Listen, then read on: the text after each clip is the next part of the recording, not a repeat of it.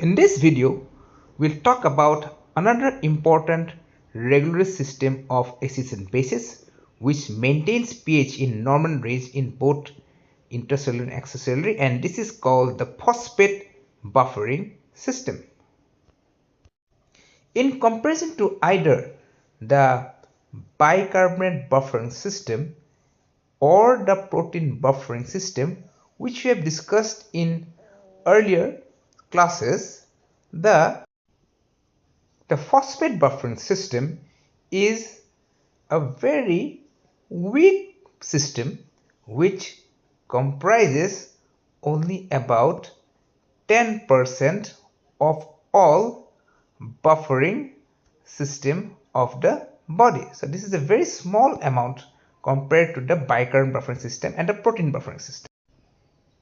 It is present mainly in the intracellular compartment, which comprise about 99% of all phosphate buffer system, and the extracellular compartment is comprised only about 0.5%. The phosphate buffer system is present in two forms. First is the monosodium hydrogen phosphate, which is the acidic component of the phosphate buffer system, and the second one is the diisodium hydrogen phosphate, which is the basic component of the phosphate buffering system. The site where the phosphate buffering system works effectively are mainly two. It works effectively in the intracellular compartment, and the second most important place it works is the kidneys, which helps in regulating the acids and bases. Intracellularly, when hydrogen ions are increased in the body, this is condition called acidosis. This occurs during exercise in the form of running or cycling. This produces an acidic environment in the body. The increased hydrogen ions so formed will lead to the reduction of the blood pH. This will bind to the disodium hydrogen phosphate of the phosphate buffering system to form the weak acid called monosodium dihydrogen phosphate. Conversely, when bases in the form of hydroxylide are increased, then sodium hydroxide, which is a base, will react with the monosodium dihydrogen phosphate to form the weak base called disodium hydrogen phosphate.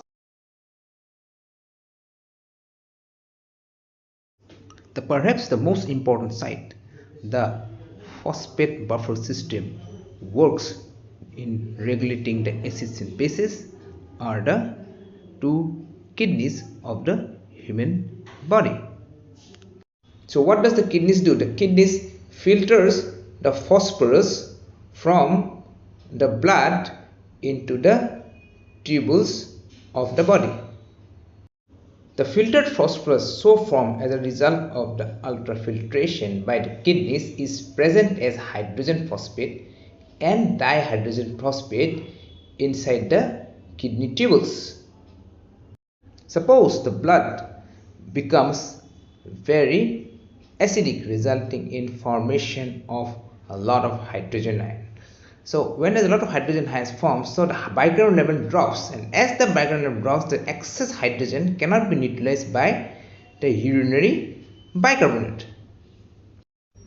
But luckily, the kidney tubules, as we already discussed, contains hydrogen phosphate, and this hydrogen ion so formed will bind with the hydrogen phosphate to form the dihydrogen phosphate, and which we already know is a very weak acid, and this weak acid will be then excreted by the urine, thus maintaining the blood pH levels.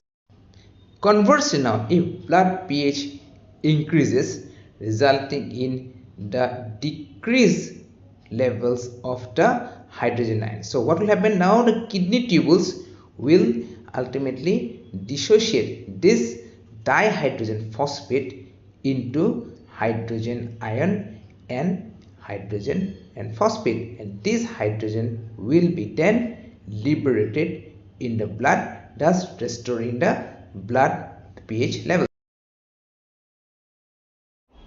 This is all about the phosphate buffering system. If you have liked this video, kindly give a big thumbs up and kindly subscribe to my channel.